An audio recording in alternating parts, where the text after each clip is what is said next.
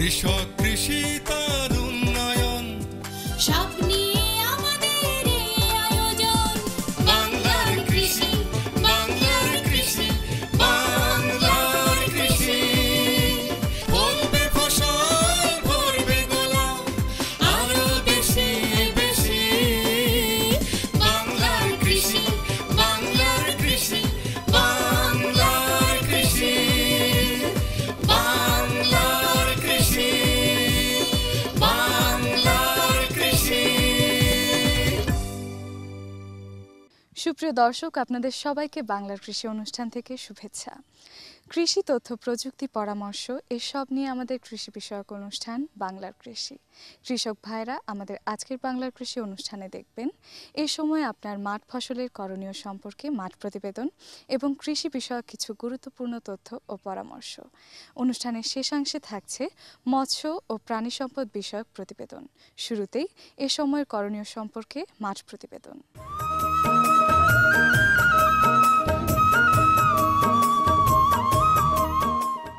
আমাদের দেশে মোট আবাদি জমির পরিমাণ হচ্ছে 85,27,530 হেক্টর। দানাদার ফসলের মধ্যে ধান আমাদের প্রধান ফসল হলেও এরই সঙ্গে একটি বিরাট অংশ জুড়ে গম এবং ভুট্টা উৎপাদিত হয়। কৃষি সম্প্রসারণ অধিদপ্তরের তথ্য অনুযায়ী বলা হয়, দেশে বর্তমান সময়ে 4,43,000 হেক্টরে বছরে প্রায় 14 লক্ষ মেট্রিক টন গম উৎপাদিত হচ্ছে। নভেম্বরের প্রথম সপ্তাহ থেকে শুরু করে ডিসেম্বরের প্রথম সপ্তাহ পর্যন্ত গম রোপণের সবচেয়ে ভালো সময়। আমরা বাংলাদেশ কৃষি গবেষণা ইনস্টিটিউট বেশ অনেকগুলো জাত আবিষ্কার করেছে। এর ভিতরে কাঞ্চন, আকবর, গৌরব, সৌরভ এগুলি বেশ উল্লেখযোগ্য। আমরা যখন গম আবাদ করব তখন অবশ্যই বাংলাদেশ কৃষি গবেষণা ইনস্টিটিউট উদ্ভাবিত বিভিন্ন যে জাতগুলো বের হয়েছে আমরা সেগুলো ব্যবহার করব। গম আমরা যখন আবাদ করব তখন অবশ্যই গমের জমিকে ভালোভাবে চাষ এবং মই দিয়ে তৈরি করে নেব। এরপরে জৈব এবং রাসায়নিক সারের সমন্বয়ে আমরা সুষম সার ব্যবহার করব। গমের ক্ষেত্রে সেচ একটি গুরুত্বপূর্ণ বিষয়। গমের পুরো জীবনকালে অন্ততপক্ষে 3 বার সেচ দিতে হবে। প্রথমবার 17 থেকে 21 দিন বয়সে, দ্বিতীয়বার 55 থেকে 60 দিন বয়সে, তৃতীয়বার 70 থেকে 80 দিন বয়সে। প্রথমবার সেচটা খুবই গুরুত্বপূর্ণ। আমরা বলি গমের চারার যখন 3 পাতা গজাবে তখন সেচ দিতে হবে, তখন ফলন অনেকটুকুন বেড়ে যাবে। আর গম উৎপাদনকালীন সময়ে অবশ্যই বিভিন্ন রোগ পোকামাকড় দেখা দিতে পারে। যদি কৃষক হিসাবে আপনি সচেতন থাকেন তাহলে রোগ পোকামাকড়ের আক্রমণ কম হবে, অথবা যদি কোনো মারাত্মক পোকা কিংবা রোগে যদি আক্রান্ত করে তখন স্থানীয় কৃষি সম্প্রসারণ অধিদপ্তরের যারা বিশেষজ্ঞ আছে তাদের পরামর্শ অনুযায়ী যদি কাজ করা যায়, অর্থাৎ তাদের পরামর্শ অনুযায়ী যদি ব্যবস্থা গ্রহণ করা যায় তাহলে অবশ্যই গম আমরা ভালো উৎপাদন পাবো। আর আগাছা পরিষ্কার অন্যান্য ব্যবস্থাপনা আমাদেরকে নিশ্চিত করতে হবে। সেচ সহ যখন আমরা গম উৎপাদন করব প্রতি হেক্টরের জন্য সারের যে মাত্রা তা হলো ইউরিয়া 180 থেকে 220 কেজি, টিএসপি 140 থেকে 180 কেজি, মিউরেট অফ পটাশ 40 থেকে 50 কেজি, জিপসাম 110 থেকে 120 কেজি, 7 থেকে 10 মেট্রিক টন গোবর ভালোভাবে জমির মাটির সাথে মিশিয়ে দিতে হবে। এগুলো সেচ সহ সারের পরিমাণ। আর আমরা যদি সেচ ছাড়া যদি আমরা গম উৎপাদন করি তাহলে সারের পরিমাণ হবে ইউরিয়ার ক্ষেত্রে 140 থেকে 180 কেজি, টিএসপি 140 থেকে 180 কেজি, মিউরেট অফ পটাশ 30 থেকে 40 কেজি, জিপসাম 70 থেকে 90 কেজি। আর জৈব সারের পরিমাণ 7 থেকে 10 মেট্রিক টন। খেয়াল রাখতে হবে জৈব সার যত বেশি দেওয়া হবে জমি তত ভালো থাকবে, জমির স্বাস্থ্য তত ভালো থাকবে।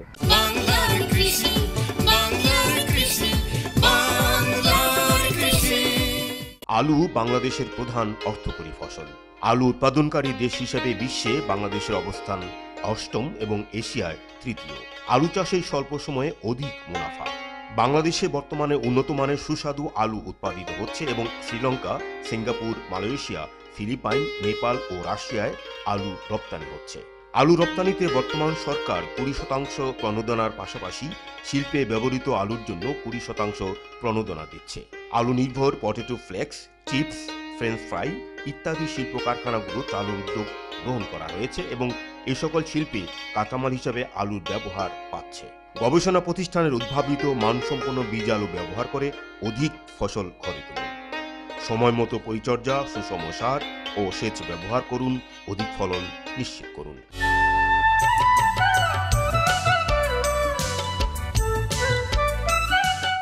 প্লাস্টিকের তৈরি 6টি ড্রাম একটি লোহার দণ্ডে পরপর সাজানো থাকে, যার দৈর্ঘ্য মোটামুটি 2 মিটার। লোহার দণ্ডের দুই প্রান্তে প্লাস্টিকের তৈরি 2টি চাকা এবং যন্ত্রটি টানার জন্য একটি হাতল যুক্ত থাকে। প্রতিটি ড্রামের দৈর্ঘ্য 25 সেন্টিমিটার এবং ব্যাস 55 সেন্টিমিটার, যার দুই প্রান্তে 20 সেন্টিমিটার দূরত্বে 2 সারি ছিদ্র আছে। প্রয়োজনে রাবারের তৈরি বেল্টের সাহায্যে যে কোনো এক সারি ছিদ্র বন্ধ রাখা যায়। যন্ত্রটি হালকা বলে সহজেই বহন করা যায়। একজন লোক ঘন্টায় অন্তত 1 বিঘা জমিতে বীজ বপন করতে পারে। বীজ বপনের আগে জমি ভালোভাবে চাষ ও মই দিয়ে কাদা করে নিতে হবে, যাতে আবর্জনা ও আগাছা পচে যায়, এবং লক্ষ্য রাখতে হবে যেন জমি খুব বেশি গভীর চাষ না হয়, তাহলে ড্রাম সিডারের চাকা বেশি দেবে গিয়ে ড্রামের ছিদ্রে কাদা লেগে গিয়ে ছিদ্র বন্ধ হয়ে যেতে পারে। ভালো বীজ 24 ঘন্টা পানিতে ভিজিয়ে 2 থেকে 4 দিন জাকা দিয়ে বীজগুলোকে ভালোভাবে অঙ্কুরিত করে নিতে হবে। তবে লক্ষ্য রাখতে হবে, অঙ্কুর খুব ছোট হলে অতিরিক্ত বীজ পড়ে যাবে, আবার অঙ্কুর বেশি লম্বা হলে ড্রামের ছিদ্র দিয়ে পড়বে না। ড্রাম সিডারের ড্রামের গায়ের ঘন ছিদ্রগুলোকে যে কোনো এক সারি ছিদ্র বেল্ট দিয়ে ঢেকে দিয়ে ড্রামের মুখ খুলে তাতে অঙ্কুরিত বীজ এমনভাবে ঢালতে হবে যেন ড্রামের 1/3 খালি থাকে। লক্ষ্য রাখতে হবে যে ড্রাম ঘোরার সময় বীজগুলো যেন ড্রামের ভিতর ওলটপালট হতে পারে। এবার ড্রামের মুখ আটকে দিতে হবে। ড্রাম সিডারকে জমিতে নামিয়ে জমির যে কোনো এক পাশ থেকে ধীরে ও সোজাভাবে টানতে হবে।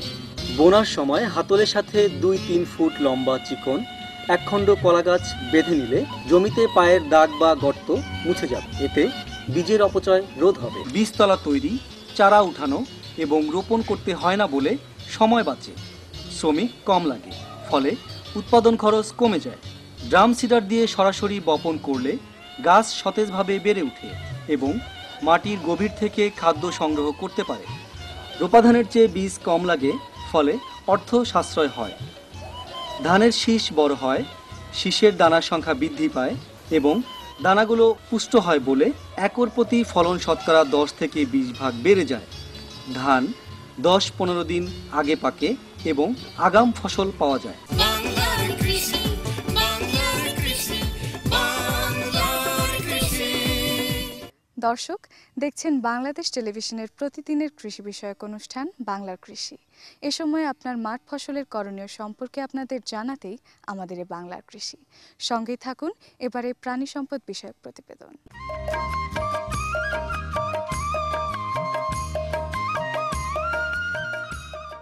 বাংলাদেশের অর্থনীতিতে গবাদি পশুর গুরুত্ব অপরিসীম। জাতীয় আয়ের শতকরা প্রায় 2.58 আসে প্রাণী সম্পদ থেকে।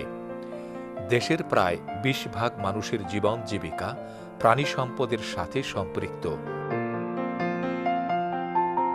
রপ্তানি আয় হিসেবে অর্জিত বৈদেশিক মুদ্রার শতকরা প্রায় 4.31 আসে এ খাত থেকে। এদেশের দরিদ্র ও প্রান্তিক কৃষকের জীবন জীবিকা নিবিড়ভাবে গবাদি পশুর সাথে সম্পৃক্ত। তবে বেশিরভাগ ক্ষেত্রেই দেশি গরুর কম মাংস ও দুধ উৎপাদনক্ষম বিধায় কৃষক খুব একটা লাভবান হতে পারে না। সরকারের জাতীয় প্রাণী সম্পদ উন্নয়ন নীতিমালা 2007 এদেশে মাংস ও দুধ উৎপাদন বৃদ্ধির মাধ্যমে প্রাণীজ আমিষের চাহিদা পূরণের প্রতিশ্রুতি ব্যক্ত করা হয়েছে। সেজন্য গবাদির জাত উন্নয়ন করা জরুরি। প্রাণী সম্পদ অধিদপ্তর অন্যান্য সেবার পাশাপাশি গবাদি পশুর কৌলিক জাত উন্নয়নে দেশব্যাপী কৃত্রিম প্রজনন কার্যক্রম শুরু করে। পর্যায়ক্রমে দেশে বর্তমানে 2813টি কৃত্রিম প্রজনন উপকেন্দ্র বা পয়েন্ট স্থাপন করা হয়েছে এবং কার্যক্রমের পরিধি দিন দিন বৃদ্ধি পাচ্ছে। এ কার্যক্রমের আওতায় গত 2007-08 সালে সিমেনের উৎপাদন ছিল 20 লক্ষ ডোজ, যা বৃদ্ধি পেয়ে 2011-12 অর্থ বছরে হয়েছে 34.29 লক্ষ ডোজ, অর্থাৎ বৃদ্ধির হার শতকরা 48.14 এবং গত 2007-08 অর্থ বছরে যেখানে 18.1 লক্ষ গাভীকে কৃত্রিম প্রজনন সেবা দেয়া হয়েছিল, সেখানে 2011-12 অর্থ বছরে দেয়া হয়েছে 26.91 লক্ষ গাভীকে। কৃত্রিম প্রজনন উপকেন্দ্রগুলোতে কাজ করার জন্য সাম্প্রতিক বছরগুলোতে মোট 1860 জন কৃত্রিম প্রজনন স্বেচ্ছাসেবী প্রস্তুত করা হয়েছে। এ কার্যক্রম পরিচালিত হওয়ায় দেশের অনেক গাভীকেই কৃত্রিম প্রজনন করানো সম্ভব হচ্ছে। এতে ক্রমান্বয়ে দেশে গবাদি পশুর জাতের উন্নয়ন ঘটছে। গবাদি পালনকারী কৃষকগণ উপকৃত হচ্ছেন। আগে যাদের আমাদের যে গরুটার 5 কেজি 6 কেজি হতো দেশে, সেই এখন এই কৃত্রিম প্রজননের মাধ্যমে আমরা 15 কেজি 20 কেজি এবং 2-1টা গরুতে 22 কেজি পর্যন্ত আমরা পাচ্ছি। সেই দিক দিয়ে আমরা বলবো আমরা প্রতিটি খামারেই এদিক দিয়ে আমরা যথেষ্ট লাভবান, এবং বিশেষ করে এদের আমরা যখন ডাকি এরা এসে প্রযোজনের ব্যাপারে আমাদের যথেষ্ট সাহায্য সহযোগিতা করে, এমন এক কথায় আমরা লাভবান। কৃত্রিম প্রজনন উপকেন্দ্র বা পয়েন্টে কৃত্রিম প্রজনন স্বেচ্ছাসেবীগণ অবস্থান করেন। তারা কারো গাভী গরম হলে তৎক্ষণাৎ সেখানে গিয়ে বা কেন্দ্রে গাভী আনয়ন করা হলে উন্নত মানের ষাঁড় হতে সংরক্ষিত বীজ দিয়ে ওইসব গাভীর কৃত্রিম প্রজনন করিয়ে দেন। সাভারস্থ সিমেন্ট উৎপাদন ও সংরক্ষণ কেন্দ্র থেকে তাদেরকে এ সিমেন্ট সরবরাহ করা হয়ে থাকে। স্বেচ্ছাসেবীগণ ওই সিমেন্ট বিশেষ ব্যবস্থাপনায় পরিবহন ও সংরক্ষণ করে সময়মতো কাজে লাগিয়ে থাকেন। গবাদির কৃত্রিম প্রজননের প্রতি জনসচেতনতা বৃদ্ধি পেয়েছে। দেশের সর্বত্রই এখন যত্রতত্র দো আশলা জাতের গাভী ও ষাঁড় দেখা যায়। এভাবে বর্তমানে দেশে কৃত্রিম প্রজনন কার্যক্রমের কভারেজ শতকরা 36%। এ কার্যক্রম সম্প্রসারণের আরও সুযোগ রয়েছে। গবাদি পশু আমাদের খাদ্যে মাংস ও দুধের চাহিদা পূরণ করছে। এর সাথে সংশ্লিষ্ট আছে অনেক মানুষের জীবন জীবিকা। সে কারণে আমাদের গবাদি পশুর কৃত্রিম প্রজনন ও জাত উন্নয়নের বিষয়টি খুবই গুরুত্বপূর্ণ। এখানে হিমায়িত সিমেন্ট তৈরি করা হয়। হিমায়িত সিমেন্ট তৈরি করার জন্য বুল থেকে সিমেন্ট সংগ্রহ করার পরে সেই সিমেন্টটা মাইক্রোস্কোপিক পরীক্ষা নিরীক্ষা করার পরে সিমেন্টটা ডাইলিউশন করা হয়। ডাইলিউশন করার পরে কত মাত্রা ডোজ তৈরি হবে সেই ডোজ নির্ধারণ করার পরে সিমেন্টকে আমরা মিনিস্টত সিলিং ফিলিং করি। মিনিস্টত সিলিং ফিলিং করার পরে সেই সিমেন্টটাকে আমরা কুলহ্যান্ডিং আপ ক্যাবিনেটে ঠান্ডা করার পরে সেটাকে 6 ঘন্টা ঠান্ডা রাখার পরে তারপর সেটাকে আমরা বায়োফ্রিজিং করি। বায়োফ্রিজিং করার পরে -196 তাপমাত্রায় আমরা আপনি তরল নাইট্রোজেনের মধ্যে ডুবে রাখি। তারপর সেই সিমেন্টটা পরীক্ষা নিরীক্ষা হওয়ার পরে আমরা মাঠে পাঠিয়ে দিই। এ কাজের সফল বাস্তবায়নের সাথে নিহিত আছে দরিদ্র কৃষকের হাসি কান্না। আসুন আমরা নিজ নিজ অবস্থানে থেকে গবাদি পশুর কৃত্রিম প্রজনন ও জাত উন্নয়নে অবদান রাখি। এর সঙ্গে শেষ করছি আমাদের আজকের বাংলার কৃষি। বাংলার কৃষি অনুষ্ঠানটি আগামীকাল একই সময় প্রচারিত হবে। অনুষ্ঠানটি সুন্দর ও সমৃদ্ধির জন্য আপনাদের মতামত একান্ত প্রয়োজন। আমাদের লিখে জানাতে পারেন। আমাদের লেখার ঠিকানা প্রযোজক বাংলার কৃষি, বাংলাদেশ টেলিভিশন ভবন, রামপুরা, ঢাকা। ইমেইলেও আমাদের লিখতে পারেন। আমাদের ইমেল আইডি banglarkrishi@ais.gov.pd। আমাদের ফেসবুক আইডি বাংলার কৃষি। এছাড়াও আমাদের বাংলার কৃষি অনুষ্ঠানটি ইউটিউবেও দেখতে পারেন। আজ এ পর্যন্তই। সবাইকে ধন্যবাদ। কৃষক, কৃষি তার উন্নয়ন, সব নিয়ে আমাদের এই আয়োজন। বাংলার কৃষি, বাংলার কৃষি, বাংলার কৃষি।